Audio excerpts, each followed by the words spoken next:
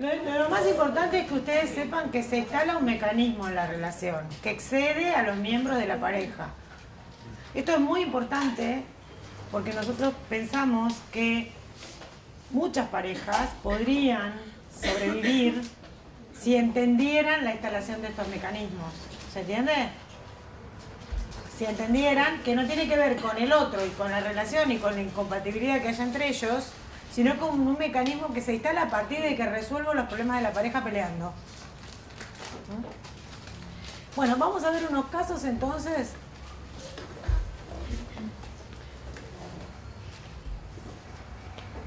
Malena y Eduardo tienen 48 y 47 años respectivamente. Vienen a la consulta derivados por la psicóloga de ella, quien le aconseja realizar una entrevista con un especialista de parejas.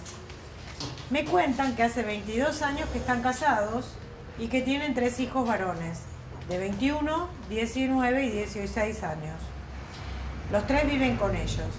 Dicen que en general se llevan bien y no tienen grandes conflictos, solo los normales y producto de la convivencia. Se conocen desde muy jóvenes, eran compañeros de la escuela secundaria y desde entonces están juntos. Sus familias también se conocen y tienen una relación muy estrecha. El problema que los trae a la consulta es que desde hace un tiempo Eduardo padece una disfunción eréctil. Este problema empezó hace 2 o 3 años, pero ahora se ha agravado. Cuando le pregunto qué piensa que ha pasado, me muestra las siguientes hipótesis. Para ella el problema es de larga data. Piensa que su marido siempre ha tenido problemas sexuales. Al principio eyaculaba de manera precoz y ahora, si tienen relaciones en la posición que a ella más la satisface, pierde la erección. Eduardo reconoce apenado lo que dice su esposa y dice que en la posición en la que ella prefiere el acto sexual, entre comillas, él no puede. Entonces se frustra y prefiere abandonar el intento. Últimamente esta situación ha derivado en los reproches de ella, que siente que él no piensa en lo que necesita, y en el ánimo decaído de él, que no sabe cómo superar este problema. El malestar de ambos está repercutiendo en el resto de su vida de pareja, ya no tienen como antes ganas de salir solos y la comunicación que tenían se está perdiendo. Solo hablan respecto a las cosas cotidianas y si bien lo hacen en tono conciliador, ambos coinciden en que están bastante distanciados emocionalmente. En momentos de la entrevista en algunos momentos la entrevista se ha puesto tensa, ya que Malena lo ha increpado preguntándole si ella le parece atractiva. Cuando le pregunto si esto le preocupa, me dice que sí, y que muchas veces ha fantaseado con que él ya no la desea y también con que es posible que tuviera un amante. Si bien él rechaza tajantemente esta posibilidad, más que querellante, se muestra abatido. Considero la posibilidad de interrogarlo por su estado de ánimo y reconoce estar más apenado y con menos ganas en general, pero lo atribuye al estado de los problemas que ha planteado. En otros aspectos de sus vidas están satisfechos, tanto profesional como económicamente. Dicen que tienen la casa y las cosas que siempre soñaron y un bienestar económico que les permite estar relajados. Los escucho.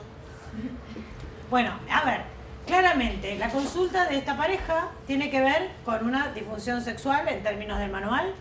Sí, podríamos decir que él tiene una disfunción sexual eréctil. Bueno, y con eso que dijimos, digo, que cómo pensamos una solución a esto, ¿no? Y qué otras cosas pudieron resonar a partir de esta historia que les conté.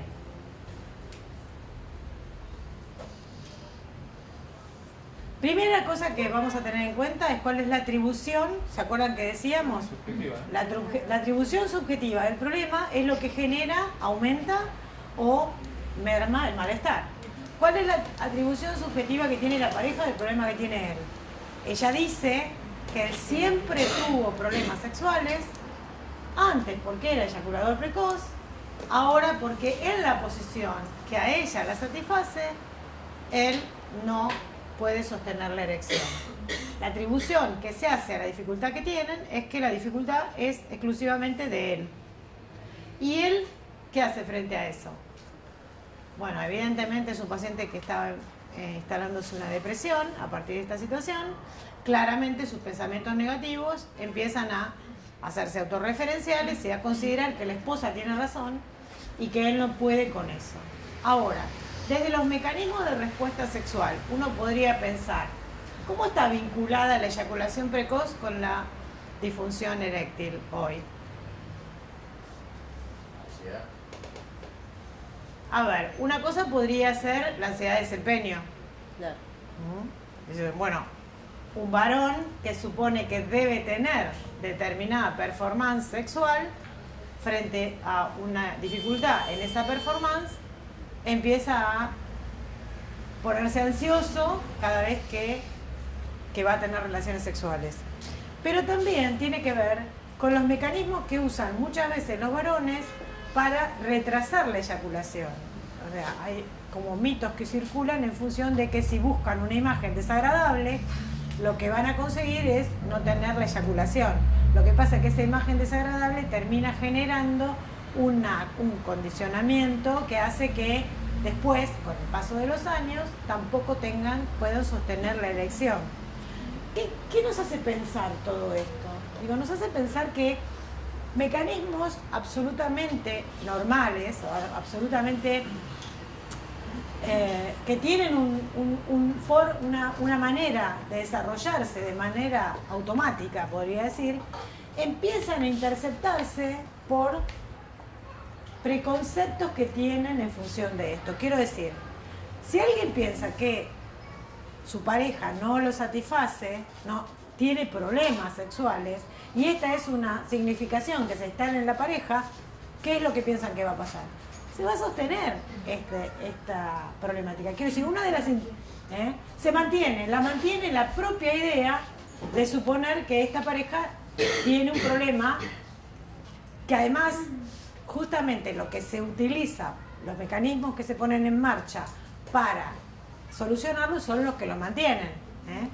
Fue Entonces, como que el remedio fue peor que... O sea, él En buscó un mecanismo... A ver, de- en general la respuesta sexual es una respuesta natural que viene a partir de poder experimentar los cambios fisiológicos que produce la excitación.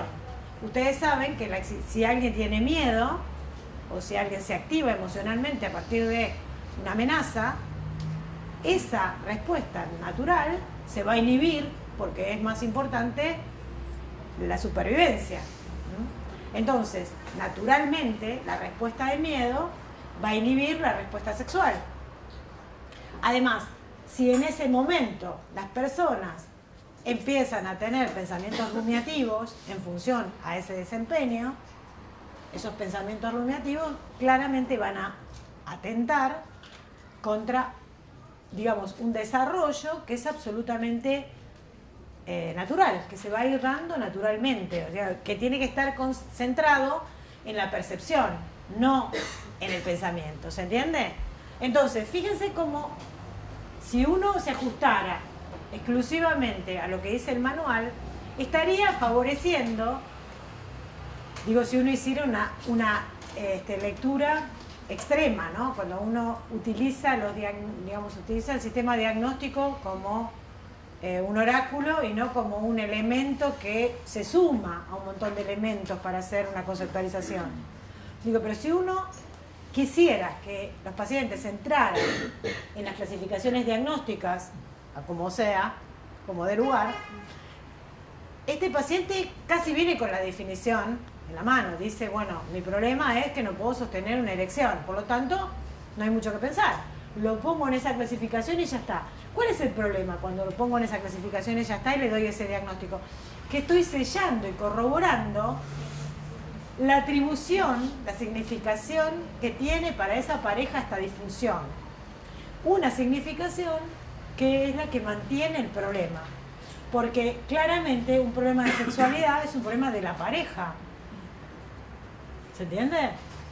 Digo, puede ser un problema individual, pero en este caso es un problema de interacción, ¿no?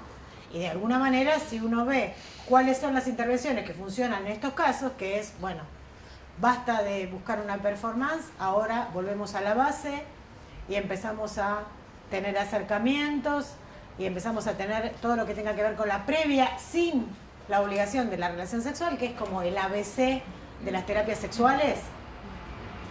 Bueno, ¿por qué eso funciona?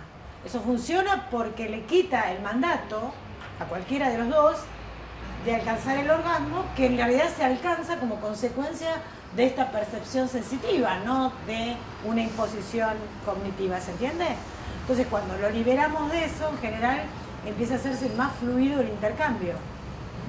Ahora, uno también podría pensar qué características de personalidad tiene alguien que le atribuye al otro la responsabilidad de su satisfacción sexual, ¿no? De manera tan tajante, ¿no? Y acá está un poco el tema que hablábamos que contaba Fernández. Hay dimensiones del perfeccionismo que tienen que ver con cuál es el perfeccionismo que le exijo al otro y cuál es el perfeccionismo que creo que el otro me exige a mí. Esa dimensión del perfeccionismo suele ser nefasta en las relaciones de pareja. ¿Por qué es nefasta? Porque primero es una tendencia global que no especifica bien qué es lo que el otro me pide.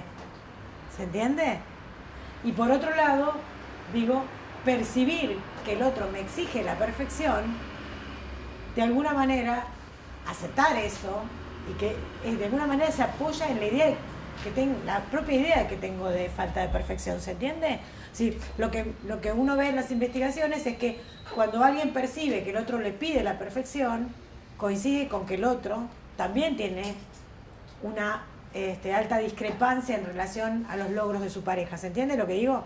Generalmente cuando uno percibe que la pareja no está satisfecha con uno, es que la pareja no está satisfecha con uno. ¿Se entiende? Esto quiere decir, y esto es nocivo no solo para la relación, sino para los miembros de la pareja. Sobre todo por esto de que, bueno, ¿sobre qué se apoya esto de exigir la perfección? Quiero decir, ¿por qué alguien, algo que debería revisar individualmente, que es su modo de encontrar satisfacción, lo delega totalmente en el otro? ¿Y por qué el otro acepta eso? Lo acepta como algo que es así y a partir de ahí se deprime. Armando este círculo negativo que hace que a partir de que se deprime tenga menos deseo sexual, se aísle más de la pareja y por supuesto lo que menos quiere es enfrentar el momento de la sexualidad, que es el momento en el que, digamos, va a consolidar todas estas creencias, ¿no? Bueno, ¿algo con respecto a este caso? Sí, ¿por qué no evaluar si tiene disfunción con otras parejas? ¿Cómo hacemos? ¿Le decimos? Prescripción. Y así se probaría. No, en esta pareja, a ver, evidencia. Sí, hay muchas veces que se hacen entrevistas solos. Lo que digo, en este caso, había una característica que era bastante notable de los dos. Y era que los dos se conocían desde muy chicos y los dos tenían, la única pareja sexual que habían tenido era el otro. Esto en sí mismo también podría ser visto como un problema. Uno puede decir, bueno, no conocen otras experiencias y de alguna manera lo que pasa bien o mal ahí adentro es entre ellos todo el tiempo. Sí, uno podría tener una entrevista individual para ver si a él le pasa esto con otras parejas. Claramente, seguramente con otra pareja no le va a pasar porque no es la misma pareja. La historia es que ellos vienen con una demanda de pareja a solucionar un tema de pareja. Digo, que no sé qué aportaría ahí una entrevista individual descubriendo que con otras parejas gusta más. El tema es la rigidez también de la demanda de la mujer. Como que sí, pero digo, en el sentido de la pregunta de ella dice, ella dice, bueno, sí. ¿Qué pasa? ¿Qué aportaría? Sí, le va bien poco la atribución. ¿La atribución de la pareja o la atribución de...? Pero no se lo puede decir a la mujer. Igual es bastante improbable que alguien que está deprimido, que tiene una única pareja sexual de 18 años con esta, vaya a probar con otra persona. Digo, a ver, esto es lo que decía Fernán, tampoco vamos a pedirle peras al olmo. Digo, esta pareja está consolidada de esta manera. Nosotros tenemos que trabajar esto y me parece que la vía más fácil que fue para trabajar esto es utilizar las estrategias de las terapias sexuales que proponen bajar la expectativa de rendimiento y empezar a explorar experiencias nuevas que tienen que ver con que ella también pudiera soltar estas estructuras rígidas que tiene en relación a que solo en esta posición alcanza el orgasmo. Bueno, no sé, ¿se entiende? Empezar un poco a resquebrajar eso, esas atribuciones y esas creencias que empiezan a ¿cómo? Bueno,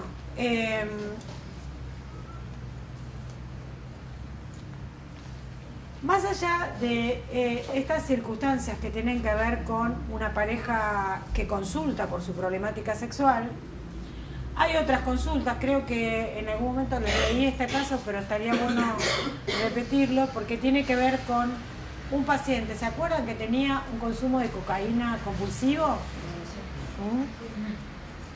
Y uno de los problemas que aparecía también era una interacción disfuncional en la vida sexual de la pareja. Digo, ¿se acuerdan del caso? ¿Quieren que les diga? ¿Que era narcisista? Claro. ¿Sí? ¿Se acuerdan del caso? ¿Todos? Sí. Digo, bueno, en este caso,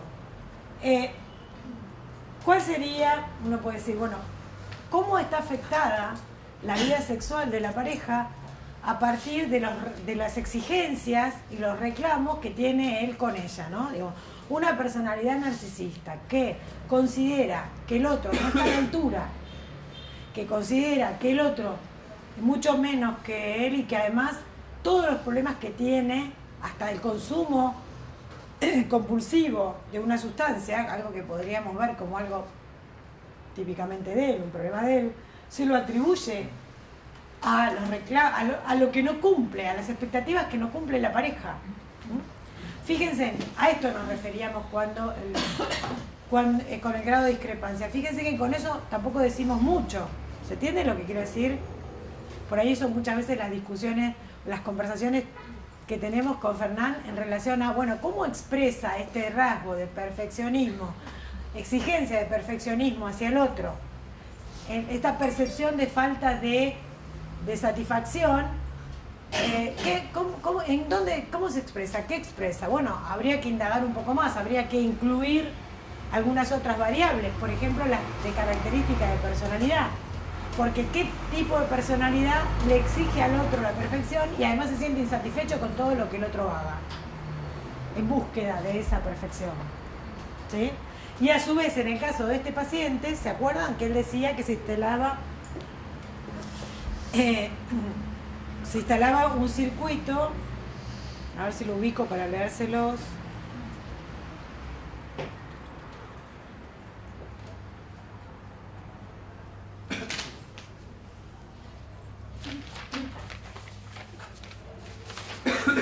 Se estableció entre ellos una particular interacción, ella trata de satisfacerlo sin éxito y cuando él consume en los días siguientes, ella abandona todas sus obligaciones por completo, como para castigarlo.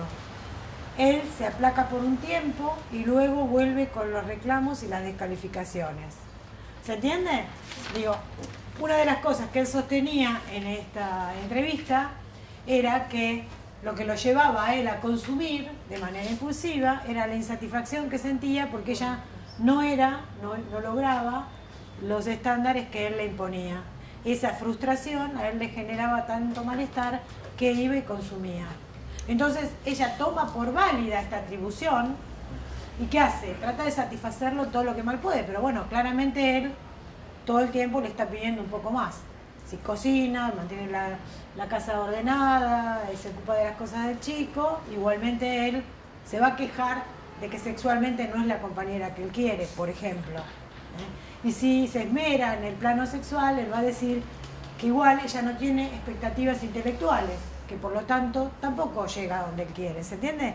Luego hace que ella se desmoralice, baje el nivel de rendimiento y que a su vez, cuando él tiene este día de consumo compulsivo, ella lo castigue cerrando absolutamente todo tipo de atención que tiene para decir. En vez de ser un lugar seguro donde él puede ir a pensar, reflexionar sobre lo que le pasa, ella pone distancia emocional de tal manera que agrava la dinámica que hace que la pareja se vea totalmente disparada. Digo, el hecho de que ellos consulten con una problemática de consumo severa, consulten en una terapia de pareja, ¿de qué les habla también? Claramente les habla de una atribución al problema. Digo, los dos creen que el problema es la relación de pareja, cuando claramente el problema está más del lado de la dinámica que establecen estas dos personalidades, de él muy narcisista, bastante psicopáticas, podemos decir, y del lado de ella una personalidad mucho más dependiente. Una pregunta, ¿cómo el tratamiento, cómo maneja las dos personalidades tan distintas, no? Porque, No trabaja las personalidades distintas en ese caso, no. Cuando hay ese tipo de problemas no trabajamos en terapia de pareja. Claro. Cuando hay ese tipo de problemas derivamos. Trabaja cada uno, o sea, Claro. aconsejamos. En este caso era bastante obvio porque la terapia, él necesitaba una terapia individual para manejar el tema del consumo. O sea que ya el caso de él había que derivarlo. Y era bueno que ella, si podía, tuviera un espacio para trabajar y para poder trabajar con los dos, pero separadamente. ¿No? Ahí no hay lugar para terapia de pareja. Es una de las contraindicaciones que tiene la terapia de pareja, que es la rigidez o los trastornos de personalidad. ¿Eso es un criterio de exclusión para terapia de pareja? Sí. Que haya cuestiones de personalidad. De trastorno de personalidad, sí. Y porque es muy difícil. La rigidez de uno de los dos te hace que el proceso... A ver, Claro, claro. vos en terapia de pareja trabajás con un presupuesto de cierta flexibilidad. Por eso Fernán les decía que también son desarrollos del espacio del laburo de los counseling, ¿no? De los consejeros, que trabajan con cosas con trastornos más adaptativos. ¿Se entiende? Trabaja cuestiones más agudas y se excluyen, por ejemplo, parejas que en toda su historia lo llevaron mal por cuestiones de personalidad. Eso es como que es un pronóstico A ver. malo ya en movida. A ver, cada caso es un caso en particular, ¿no? Uno recibe a la pareja, la escucha en esa entrevista y evalúa qué posibilidades hay de trabajar con la pareja. Y muchas veces hay consultas que van teniendo, digamos, hay trabajos que van teniendo como distintos momentos. Qué sé yo, en este momento, por ejemplo, en el equipo que trabajamos con Fernán, tenemos una pareja que en algún momento hizo terapia de pareja conmigo, que entraron en un momento en el que decidieron un impas, separarse por un tiempo, y ella está trabajando sus rasgos de personalidad obsesiva y su perfeccionismo extremo con Fernán ahí. Quiero decir, son como procesos que por ahí en distintos momentos uno puede retomar para entrevistas de pareja y hacer acuerdos. Pero para hacer acuerdos, a ver, las diferencias que hay en la pareja son propias de cualquier relación de pareja. Y los conflictos que generen esas diferencias también son propios de cualquier relación de pareja. La historia es que las parejas tienden a argumentar en favor de la posición que cada uno tiene. Y la solución del conflicto no se da por convencer al otro de que yo tengo razón. Primero por las buenas y después por las malas. La solución se da acercando posiciones. ¿Qué quiere decir acercando posiciones? Diciendo, bueno, ¿vos qué necesitas en esta situación? ¿Qué es lo que vos necesitas? ¿De qué manera necesitas que se solucione? ¿De qué manera necesito yo? Ir negociando ese acuerdo. ¿Se entiende? O en algunos casos, donde para uno es intrascendente y para el otro es muy importante, qué sé yo, hay parejas que, por ejemplo, uno es muy religioso, el otro no le importa demasiado la religión, puede creer en Dios, pero no es un tema. Y de repente empieza a haber un conflicto o se genera un conflicto en relación a si quieren un bautismo, digamos, una iniciación, ¿cuál es la religión que le van a dar al hijo que tienen? hasta que no tuvieron un hijo ese tema no se planteó. Bueno, hay una diferencia, hay un tema de conflicto. ¿Cómo lo solucionan? Bueno, lo pueden solucionar de distintas maneras, todas tienen que incluir las necesidades de los dos, pero puede haber uno que diga, bueno, la verdad que a mí la religión no me importa nada, si ella quiere o si él quiere que tenga la religión de él, que la tenga. Puede ser que no, que el otro diga, la verdad es que quiero que mi hijo elija la religión cuando sea grande. Pero cosa bastante inocente, porque si uno lo cría por fuera de las religiones, tiene mucha más chance de que no crea en las religiones que si lo cría dentro de una religión, sobre todo en la infancia, ¿no? Entonces digo, bueno, pero bueno, lo que digo es, la solución del conflicto está en acercar posiciones. Y esto de las parejas que tienen instalado, por ejemplo, hay muchas parejas muy intelectuales, muy intelectualizadas, muy formados, que no pelean a los gritos, a las puteadas o diciéndose cosas desagradables, contraargumentan. Entonces uno a veces tiene una sesión de 1 hora de contraargumentación, que es maravillosa porque están toda 1 hora explicando por turno, de manera súper respetuosa, por qué cada uno tiene razón. Entonces generalmente yo esa hora de sesión la dejo perder, tanto para las parejas que argumentan como para las parejas que se pelean, porque tengo que ver eso y además los dejo que pase eso para cerrar la sesión diciéndoles que terminamos la sesión, yo entendí perfectamente cuál es la posición de cada uno, pero todavía no sé cómo van a resolverlo. Porque esa contraargumentación, y fíjense, la base, no es arbitrario esto, hay parejas que han encontrado en el otro un espacio de conversación, un espacio de reflexión que genera mucha gratificación. Hablar de determinados temas con esa pareja es como lo que los une más fuerte, o sea, es como que pueden con el otro reflexionar sobre distintas cosas, no sé, sobre todo temas de la vida, sobre cine, sobre sociología, sobre política, sobre lo que sea. Esto que fue un componente positivo en la relación, cuando el conflicto se instala y se resuelve de manera disfuncional, este mismo elemento empieza a ser un elemento nocivo. ¿Se entiende? Y también les cuesta mucho verlo, porque ¿por qué ahora es nocivo si siempre les resultó a favor? ¿Y por qué ahora, cuando yo quiero explicarle al otro por qué tengo razón, el otro no me entiende? Bueno, no me entiende porque está defendiendo su posición. Cuando defiende su posición, está defendiendo quién es él. Y a veces los ataques no son directos, son sutiles. ¿Se entiende? Cuando yo le digo al otro, de esto no me podés discutir, porque es mi especialidad, le estoy diciendo no sabes un carajo. En buen romance. Entonces, no le dije no sabes un carajo, que hubiera sido agresivo, pero le dije, de esto no podés hablar porque es mi especialidad. Tiene el mismo nivel de agresividad, ¿se entiende? Y el otro lo lee de igual manera, ¿y qué va a hacer? 2 cosas, como vimos antes, contraataca con su especialidad o se retira. Cuando se retira pone distancia. Cuando se hiela la pareja, ya lo dijo Arjona, cuando entran los pingüinos gran filósofo argentino que nadie comprende. Cuando se congela la pareja y empieza a ver esa distancia, ese componente que es el que hace valer la pena compartir la vida con el otro, porque a ver, pongámonos de acuerdo, vivir con otro implica deslindar la mitad de mi libertad. Hasta la mitad de la cama le tengo que dar, o sea, la mitad de toda mi libertad la pierdo en esa relación. Digo, es mucho más fácil vivir solo que vivir con otro. Pero ese espacio de intimidad que incluye lo sexual, no es solo lo sexual, lo incluye. Ese espacio de intimidad, ese espacio de comprensión, ese espacio de apego con el otro, es el que hace que valga la pena el precio que pago. Este es otro de los elementos que muestran. algo, pero también gano. Este es otro de los elementos que muestran el estado en el que está la pareja.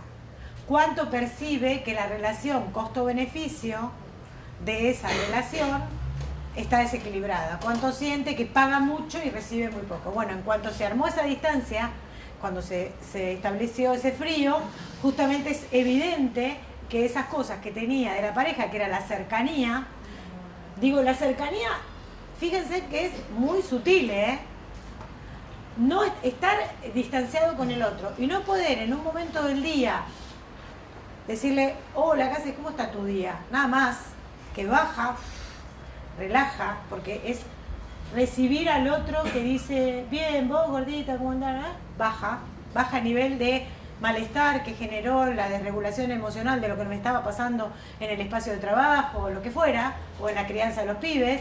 Eso que no está, lo que me hace sentir es que estoy solo, el otro me hace ver al otro negativamente como un no proveedor de eso, y hace negativizar la relación, y hace que entonces yo, en respuesta a eso, tampoco le dé lo que sé que el otro necesita.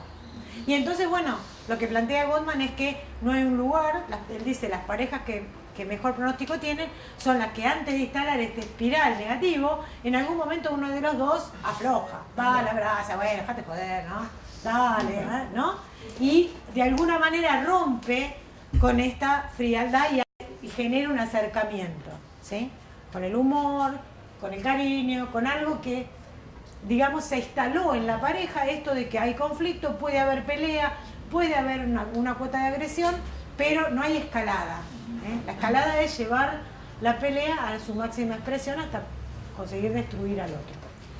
Perdón, le tengo una pregunta. ¿Hay alguna evidencia en investigaciones que hayan hecho ustedes de cuáles son las variables más comunes que tenemos las parejas en los años? ¿Hay alguna investigación hecha de...? ¿Nosotros, decís Argentina? No sé, sí, acá o acá se investigaron eso, ¿por qué las parejas se distancian con los años? ¿Cuáles son los temas, digamos? Sí, hay investigaciones sobre todos los factores que inciden en generar, que son factores de conflicto en las relaciones de pareja.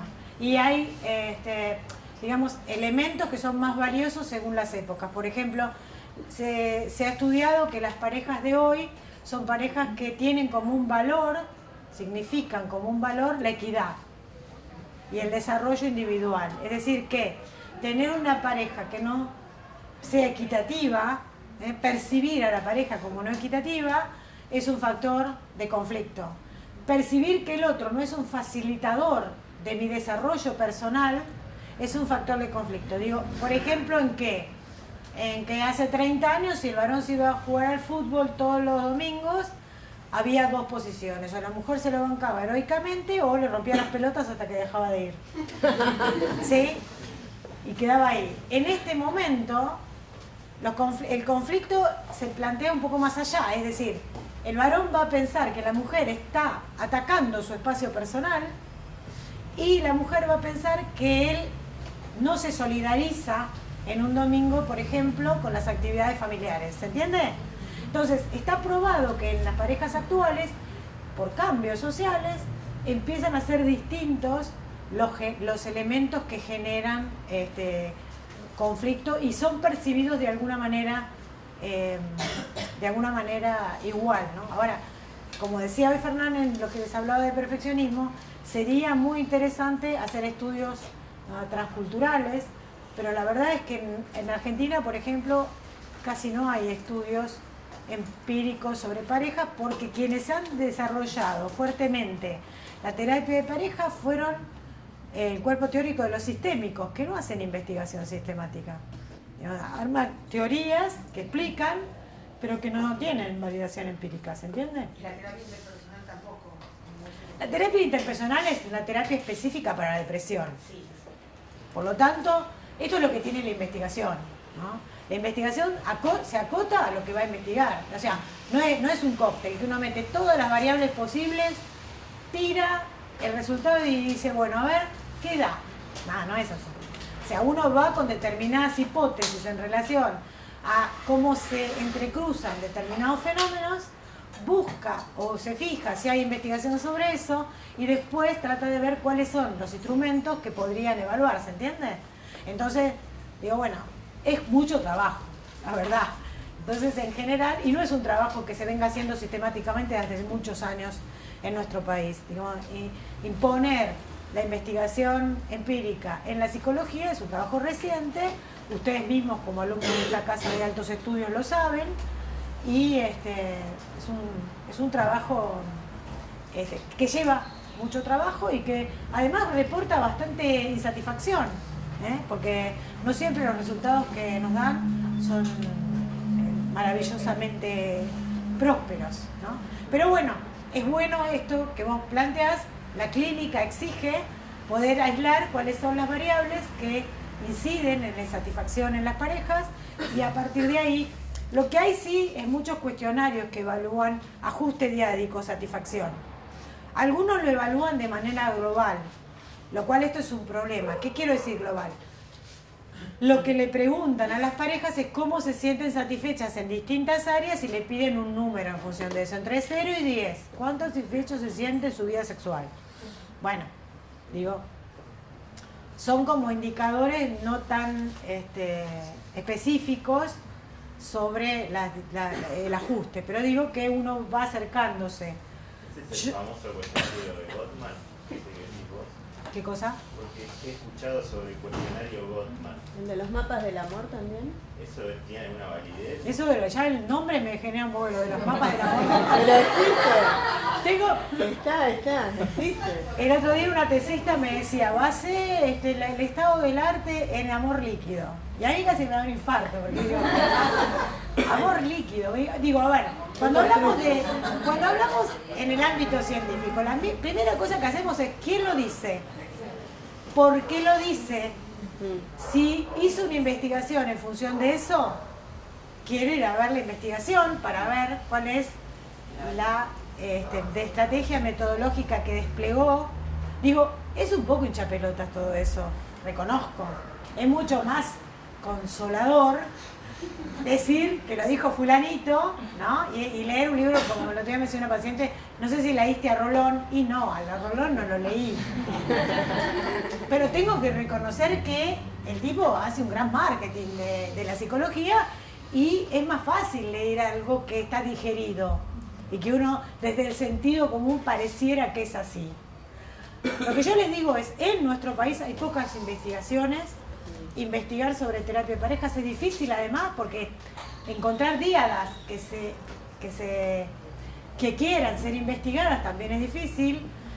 Sí tenemos instrumentos de evaluación, por ejemplo, nosotros en nuestro equipo trabajamos todo el tiempo en clínica evaluando pacientes, no solamente la verdad, porque muchas veces eso nos va a servir para alguna investigación que queramos hacer, sino también porque una lectura cualitativa de los instrumentos nos permite preguntar mucho más allá con esos instrumentos en la mano, ¿se entiende? Esos instrumentos barren distintas áreas y sí, no trabajo con ninguna pareja que no tome determinados instrumentos de evaluación, algunos que hacen más hincapié en otras cosas. No puedes subir algo de eso, ¿no? Sí, por supuesto que sí, sí. Le subo el protocolo clínico, ¿lo tienen? El de normal de pacientes que tomamos nosotros normalmente.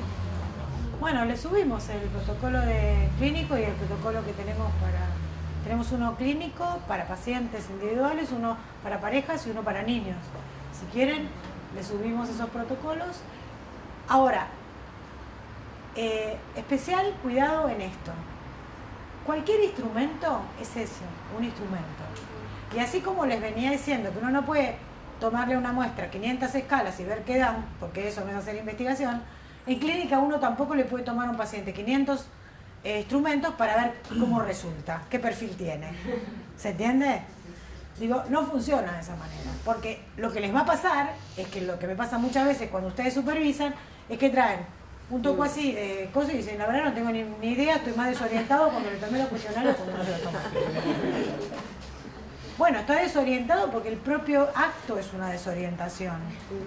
¿Sí? Porque la primera pregunta es qué hipótesis tengo para tomar determinados cuestionarios, qué creo que van a evaluar esos cuestionarios que yo no estoy evaluando. ¿Se entiende? Entonces digo, fíjense en cómo a través de todo este curso estuvimos todo el tiempo hablando de la importancia que tiene, ¿qué cosa? El juicio clínico. Juicio clínico. También, ¿no? Porque uno por ahí tiene una hipótesis. Bueno, es una cosa que hablábamos el otro día con Fernán. Pareciera que en esta facultad todo el mundo tiene miedo de esbozar hipótesis. Y que es más fácil sentarse en las hipótesis de los otros o ver qué dicen los resultados y a partir de ahí armar las hipótesis. Las hipótesis son previas.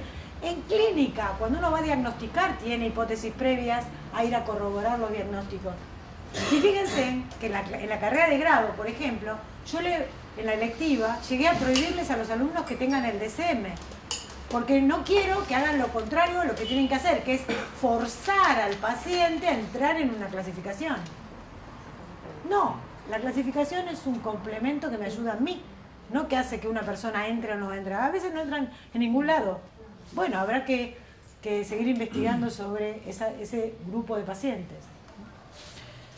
Bueno, vamos con otro caso.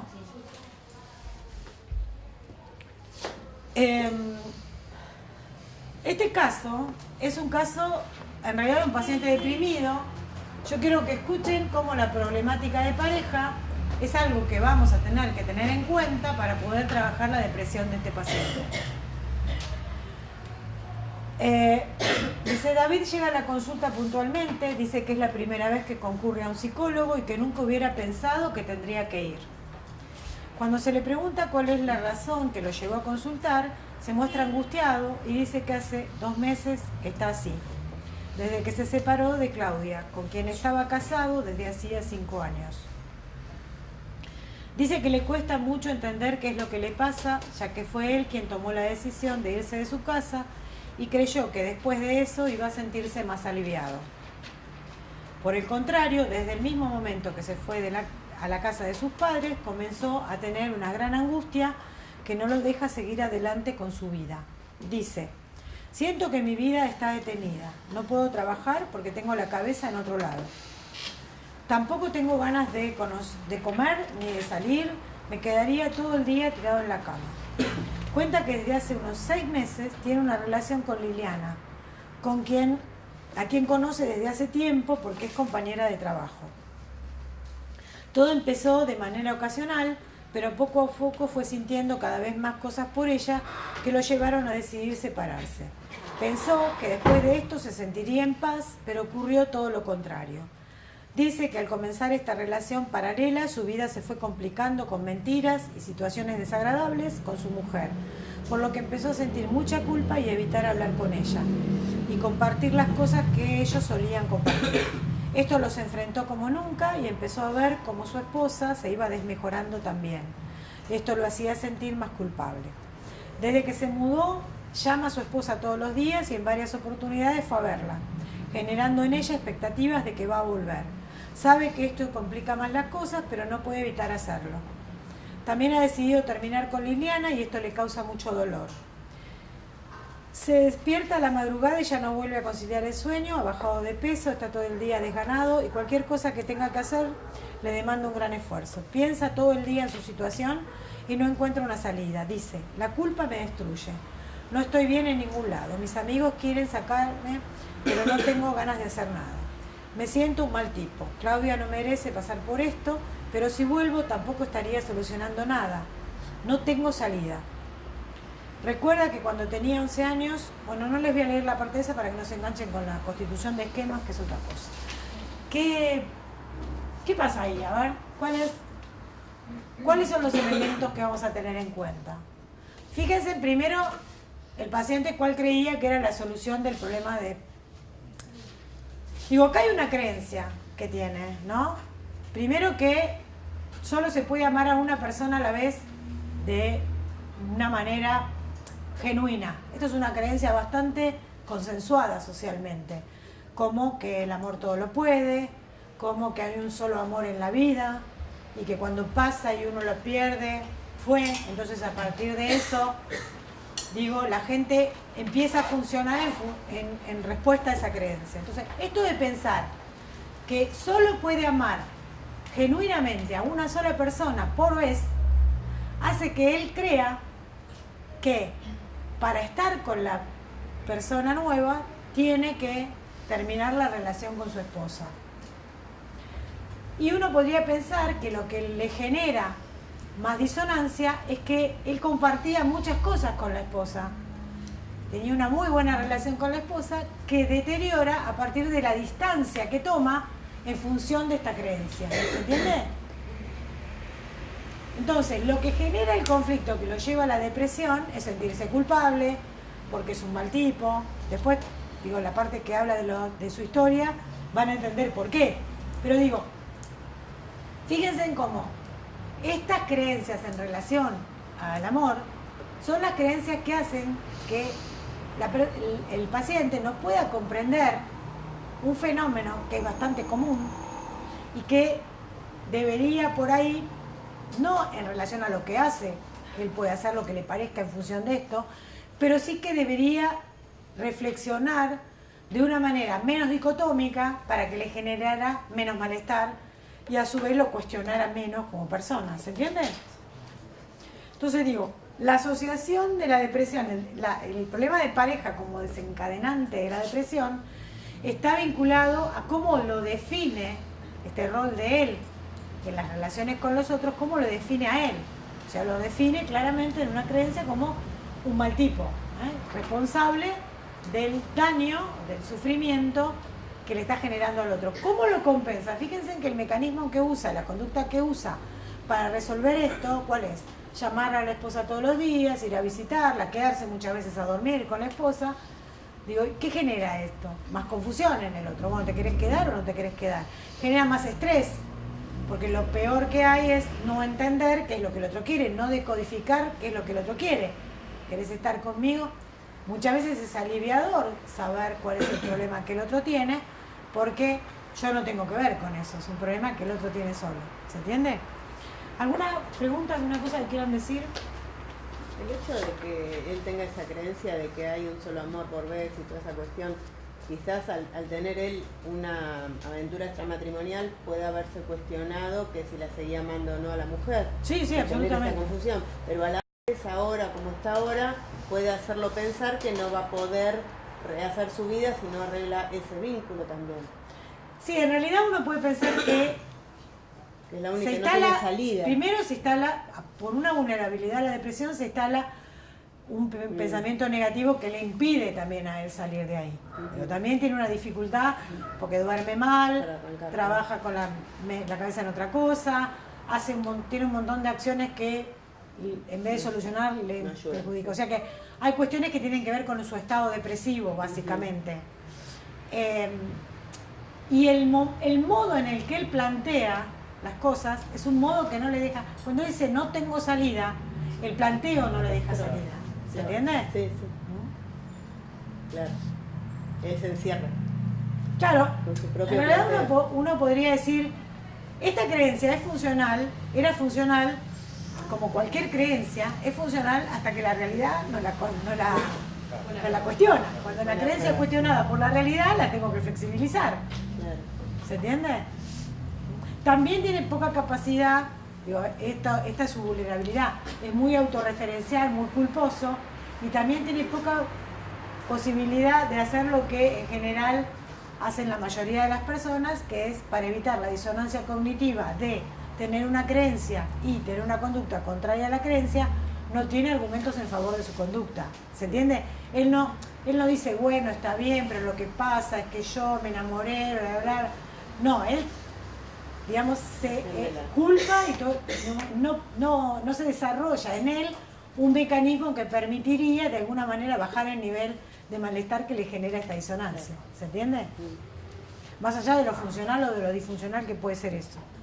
Lo que digo es, a ver, hay determinadas creencias que no se pueden sostener, primero porque no hay evidencia de eso. La gente se puede enamorar de 2 o de 3 personas por distintas razones, sentir deseo sexual por esas 2 o 3 personas, eso pasa, quiero decir, lo contradice la evidencia. Ahora, la cultura que te exige la monogamia. ¿Por qué? Porque vos tenés que ordenar una sociedad, sería un despelote si todo el mundo tuviera 2. Económicamente no se podría bancar además, ¿no? O sea, imagínense, uno no puede mantener un departamento, mantener 3. Entonces, bueno, ordena, ciertas creencias ordenan. Ahora, ¿qué pasa cuando en el devenir de la vida de alguien esa creencia empieza a funcionar como un obstáculo para poder incluir otras variables en esa reflexión? Eso, digo, no quiere decir que uno vaya al otro extremo y diga, bueno, está todo fenómeno, la sigo engañando el resto de mi vida, que se joda, esto está todo bien para mí. Digo, no estoy planteando eso, estamos planteando en un caso cómo mostrar cuáles son los mecanismos y las creencias que sostienen un problema, y cómo poder de alguna manera discutir sobre eso, ¿no? Ahora, si hay evidencia que hay trastornos de personalidad en relaciones triangulares, sinceramente, seguramente los trastornos de personalidad van a tener relaciones interpersonales con ciertas características o complicadas, no sé, bueno, qué sé yo, puede ser, pero bueno, también me parece que tratar de que todo se filtre por el tamiz de los resultados de las investigaciones nos hacen perder que nosotros conceptualizamos casos. Cuando conceptualizamos, vemos como esta patología o este modelo o este rasgo de personalidad o estas variables que sostienen determinado problema se ven en esa persona en particular, que nació en determinado país, tiene determinadas creencias culturales, bueno, que por eso digo, es muy difícil en la clínica abstenerse de un montón de otras variables que juegan ahí. Bueno, les leo una más y damos un espacio, ya que es la previa del parcial, si quieren que hablemos un poco de dudas que tengan y eso. Seba y Amy son una pareja de 37 y 34 años respectivamente. Llegan a la consulta derivados por una colega que es amiga de la pareja.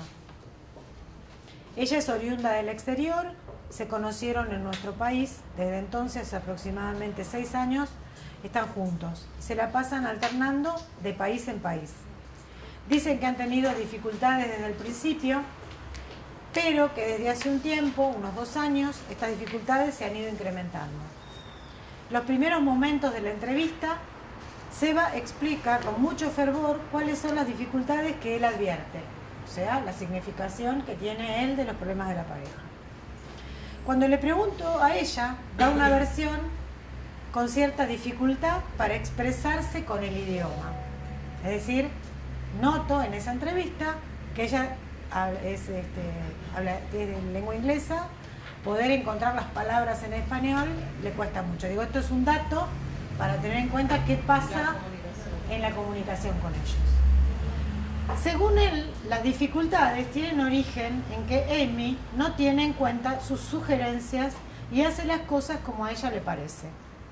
Y esto lo atribuye a que en su país de origen las mujeres sienten un gran menosprecio por los hombres e intentan someterlos. Él dice haber advertido esto y se niega fuertemente a que le pase lo mismo. Durante gran parte de la entrevista, no sé por qué hay momentos en los que leo los casos y hay risitas ahí, nos dicen, ¿qué piensan?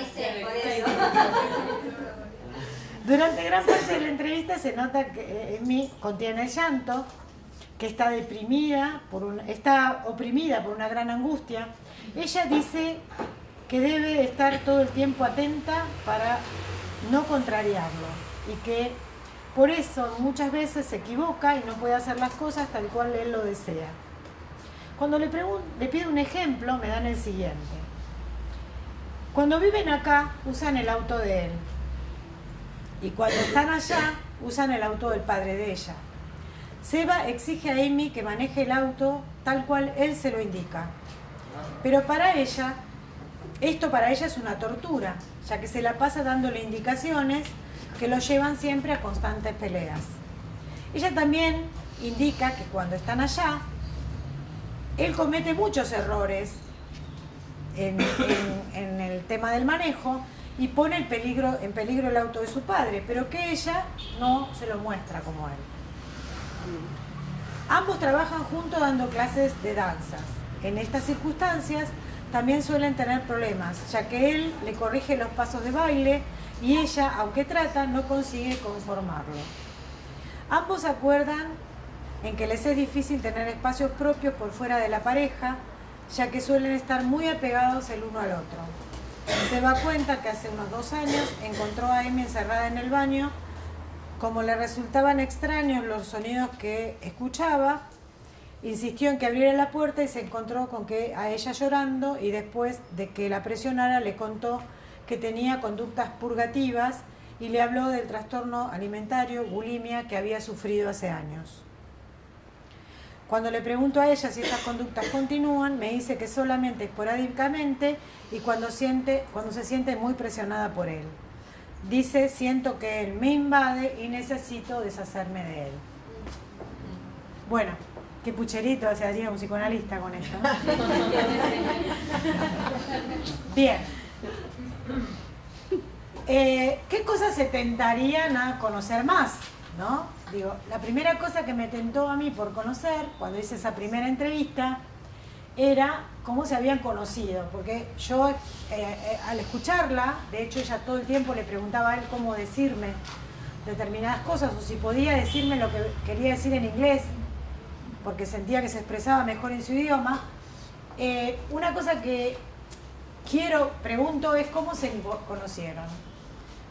A ver, ellos son como una pareja, como quien uno diría Brad Pitt y Angelina Jolie, son la pareja occidental perfecta, hermosos, esbeltos, bailarines de tango, ¿no? Él es un morocho típicamente nacional, típicamente tucumano, recio, ¿no? Como se imaginan. Ella es una rubia espectacular. ¿Qué pasó? Cuando se encontraron, ni él hablaba inglés ni ella hablaba español. No hizo falta. Se la pasaron revolcándose, por lo tanto el lenguaje excedía. ¿Qué me importa lo que me tenés para decir? Imagino que por la cara que te ve me está diciendo cosas buenas. ¿Cuándo empiezan a incluir el lenguaje del otro? Cuando empiezan las dificultades, cuando quiero hacerte entender una posición distinta respecto a algo. Y cuando empiezan a convivir en las vidas de los otros, es decir, para convivir en la vida de ella, distinto a lo que pasa cuando uno se pone de novio con alguien acá, que es que uno toma el bondi y en media hora conoció a la familia de él, acá él tenía que viajar a Estados Unidos para encontrarse con la familia de ella. ¿Qué encuentra? Encuentra una familia cuyo padre, sus padres están separados, y ella tiene hermanas, por lo tanto es una sociedad bastante feminista, si quieren, pero por la constitución misma de la familia. Digo, porque son mujeres las que conviven. Y se siente de alguna manera también un poco por fuera cuando va. Pero no solo se siente por fuera por la actitud que ellas tengan, se siente por fuera porque en realidad él no comparte el idioma. Y entonces, ¿qué hace? Arma esta creencia de que en Estados Unidos las mujeres tienden a someter a los varones. Y entonces él tiene férreamente que evitar por todos los medios que ella lo someta. Para poder entender cómo funcionaba esta pareja, digo, porque una de las cosas que había claramente era la comunicación, había arrancado distorsionada, y a medida que la pareja avanzaba en el tiempo, empezaba a instalarse una distancia emocional por este mecanismo de que empiezan empiezan a intercalarse reforzadores negativos en vez de positivos, empiezan a ver negativamente la relación. Ella tenía el antecedente de un trastorno bulímico, por lo tanto, como para descargar la ansiedad y el estrés que le genera estar en un país donde no conoce bien el idioma, con una pareja hiperexigente, con amigos nuevos, con bastante poco red de contención, digo, bueno, es bastante normal que frente a esa presión ella vuelva a sus estrategias de bajar el nivel de ansiedad vomitando, que era una de las cosas que hacía. Digo, que entender un poco cómo cuando la pareja se empieza a distanciar y lo sexual, que era típico de esta pareja, con lo que había arrancado, empieza a perder un poco el encanto, cómo a la pareja le cuesta armar lo que tiene que ver con el apego, lo que tiene que ver con el amor en el sentido de vínculo de apego que hace que el otro sea un referente en el que yo encuentro contención y regulación emocional, ¿se entiende?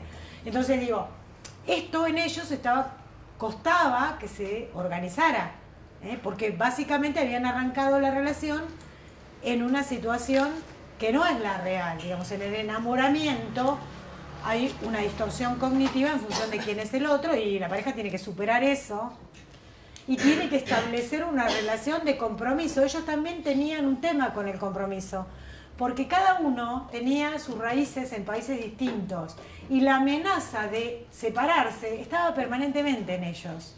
digamos, cada vez que se peleaban era, me voy, te vas. Esta cuestión que hace al buen pronóstico de una pareja, que es la percepción de compromiso de los miembros de pareja, en ellos, por la misma constitución que estaba dada a la relación, estaba de alguna manera amenazada.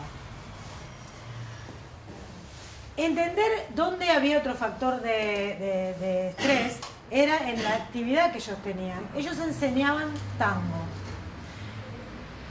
El tango tiene una particularidad, es un lenguaje corporal, porque como es una danza que se baila con un eje común, mantiene un equilibrio en común entre los dos. Para poder mantener ese equilibrio es mucho más perceptivo que mental, ¿se entiende? Y tiene que haber como un soltarse en ese equilibrio, apoyarse en ese equilibrio. Eran bailarines eximios, no era un problema de saber bailar. Era un problema de que no podían armar las coreografías porque la dificultad que tenían como pareja se trasladaba al baile. Y se trasladaba, para poder entender cómo se trasladaba en el punto donde no podían armar ese equilibrio en conjunto, porque para armar ese equilibrio debían de alguna manera confiar en el equilibrio del otro. ¿Se entiende? Entonces, si hay una cosa amenazante, fíjense en cómo, en este caso en particular, y vuelvo a lo que ustedes me preguntaban, ¿no? Las estadísticas nos ayudan, pero lo más importante es la conceptualización, porque esta pareja tenía muchos componentes que eran típicamente de ellos, que eran propios de la relación que habían establecido. Poder ayudarlos a empezar a armar una relación que incluyera componentes que son beneficiosos para la pareja, incluía empezar a trabajar cosas que la pareja sola naturalmente nunca había trabajado. ¿Una pregunta, algo que tenga que ver con una pregunta sí. respecto de la primera entrevista. Sí. A la chica le costaba mucho expresarse en español y era incluso la que relata que se sentía como que él siempre como que se sentía por debajo, si se quiere. Si el terapeuta está capacitado para hacerle la entrevista en inglés, ¿puedo hacer? O sea, ¿correspondería hacerle que ella se exprese también en su idioma como lo puedo hacer él? Sí. Sí. Vos decís, para poder escuchar lo que ella dice. Porque si ella tiene que estar preguntándole a él, ¿cómo digo tal cosa? ¿Cómo explico tal otra? Quizás si uno la puede escuchar en su propio idioma. Sí, a ver, cuando uno trabaja en terapia de pareja, en realidad lo que importa es la pareja. ¿Qué quiero decir? Esto no quiere decir que no sea, lo que vos decís sería un elemento interesante, ¿no? También es cierto que a él lo podías dejar afuera. Claro. No, digo, tenés el riesgo. Claro, pero en un punto, en este caso, no está quedando un poco ella afuera, porque si ella no sabe cómo expresar, está expresando a través de lo que le dice él. Mire, esto es más sutil. A ver, hay un capítulo, se lo pueden buscar y lo encuentran, está en YouTube, que les recomiendo que vean, que es de la primera, ¿cómo se llama de la serie? La primera, no soy de serie, ¿no? La primera temporada de Entrapment, la primera, la americana. ¿Cuál? ¿Cuál era el capítulo? La en terapia, pero la de verdad, la americana. La de verdad. Hay el capítulo de Amy y que se llama igual, Amy y no me acuerdo cómo se llama él. Miren ese capítulo, media hora. En la primera temporada hay un capítulo en que el terapeuta entrevista a la pareja. Pero mírenlo en detalle, en media hora, y observen lo que hace el terapeuta. Yo se los cuento, después cuando lo vean lo van a... Él llega a la entrevista, el varón primero, ¿no? Llega a la entrevista y es de esta manera. Invasivo, querellante, narcisista, ¿no? Soberbio. Y la mujer llega retrasada. Él lo hace pasar a él y este tipo empieza a caminar, empieza a mirar la hora, empieza a decir, pero no viene más, no le importa la entrevista, hace siempre lo mismo. Y el terapeuta empieza a activarse emocionalmente. El terapeuta empieza a sentirse incómodo con la situación. Cuando el terapeuta empieza a sentirse incómodo con la situación, tiñe toda la sesión. ¿Qué quiero decir? ¿Qué viene a plantear esa pareja? Esa pareja viene a plantear que ella está embarazada de un hijo que no quiere tener y quieren decidir si van a hacerse el aborto o si no van a hacerse el aborto. Nadie la vio, es un poco viejita la serie, pero ahora que están tan de moda la serie, la buscan, está en YouTube. Fíjense en qué delicado trabajar con una pareja sobre una decisión donde el terapeuta tiene que mantenerse por fuera. Bueno, vean todo el desarrollo y el carácter provocador de él, cómo él ataca a su pareja y cómo de alguna manera descalifica el espacio de la terapia y descalifica al terapeuta, hace que en un momento lo pone contra la pared el paciente y le dice, bueno, pero vos qué decís, ¿hay que hacer el aborto o no hay que hacer el aborto? ¿Vos qué decís? Y él dice, hay que hacer el aborto. Inmediatamente se da cuenta que metió la pata hasta el cuadril. Y ahí empieza a decir, bueno, no, en realidad, yo sabía, dice, yo sabía que vos pensabas como yo. Entonces digo, lo que quiero que vean, porque me parece maravillosa en ese sentido ese capítulo, lo que quiero que vean es qué nos pasa cuando nosotros nos manejamos nuestra activación emocional porque se activaron nuestros esquemas. Ese paciente tenía características de personalidad que chocaron en las características del terapeuta, que además, después ven en la serie, él también tenía un quilombo de pareja. Le pega ahí. Cuando le pega ahí, él lo que hace es incomodarse y nosotros desde la incomodidad no podemos laburar. Nosotros tenemos que relajarnos, tomar distancia y ver el problema en términos de estos modelos teóricos que nos permiten entenderlo. Si no, sonamos, entramos como por un tubo. Y cuando estamos adentro, estamos escalando con el paciente. Yo he tenido supervisiones donde un alumno que supervisaba me decía, siempre gente de posgrado está trabajando, pero yo te aseguro que ella tiene razón. Yo decía, no me importa quién tiene razón, porque no se trata de quién tiene razón, se trata de que esta pareja tiene que construir un espacio de acuerdo, y si vos crees que ella tiene razón, están cagados, porque no vas a poder ayudarlos a construir un espacio neutral. Ahora, cuando yo creo que uno de los dos tiene razón, más allá de las bromas que hacemos tantas veces con Fernán, cuando nos sentamos a discutir con el equipo las cuestiones, vieron que siempre hacemos eso. Digo, no, si no nuestro trabajo sería muy triste y aburrido. Digo, más allá de eso que hacemos, seriamente uno trata de no implicarse desde lo personal en eso, porque son temas además que convocan todo el tiempo. Fíjense, tuve una clase hablando de parejas y de sexo y ustedes están todos, ¿no? Digo, bueno, convoca, activa. Bueno, trabajar con parejas también convoca, activa. Digo, a mí me ha pasado una paciente que se levantó, dijo, yo me voy, se levantó, se fue y como no le abrieron la puerta abajo, le fue a tocar el timbre al portero. Y el portero me dijo, yo la vi tan loca que no le abrí porque tenía miedo de una Dije, no, vaya a pedirle a su terapeuta que le abra.